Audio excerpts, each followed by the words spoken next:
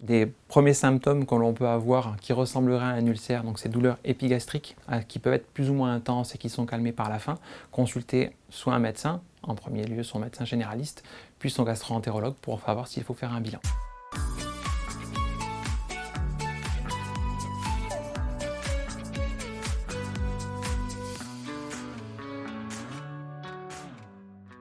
Le diagnostic, il est principalement clinique, c'est-à-dire qu'on a des symptômes qui sont compatibles, mais pour le confirmer, il faut faire une gastroscopie. C'est un examen qu'on peut faire sans ou avec anesthésie.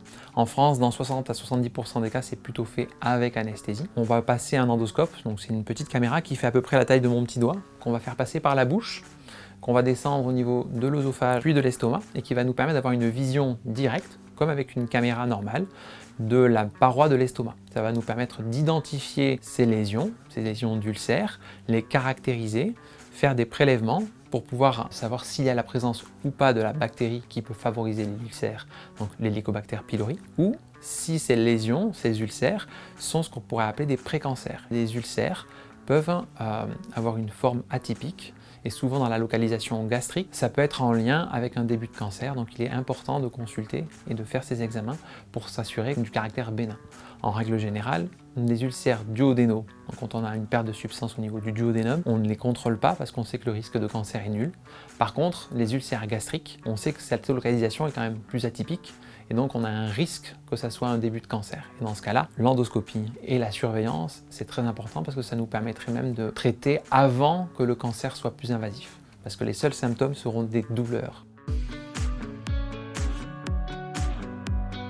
Le traitement des ulcères gastro-duodénaux repose uniquement sur un traitement médical, qui va permettre de soigner les patients dans 90% des cas, donc c'est les inhibiteurs de la pompe à protons. Les inhibiteurs de la pompe à protons vont diminuer la sécrétion acide et donc vont permettre la cicatrisation de la barrière muqueuse qui a été perdue.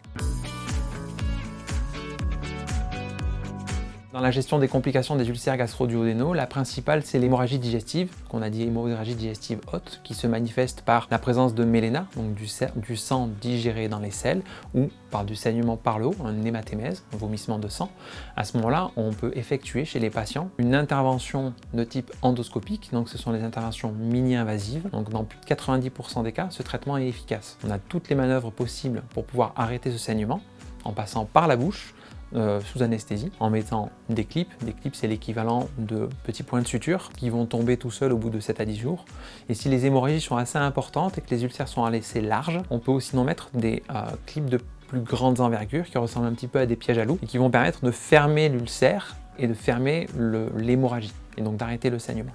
Dans les 10% restants, on a une place pour la radiologie interventionnelle pour arrêter un saignement. On fera un traitement endovasculaire. Et si la radio interventionnelle et l'endoscopie sont en échec, à ce moment-là, on retombera sur une prise en charge comme avant les IPP, une prise en charge chirurgicale, avec une résection partielle de l'estomac pour arrêter le saignement.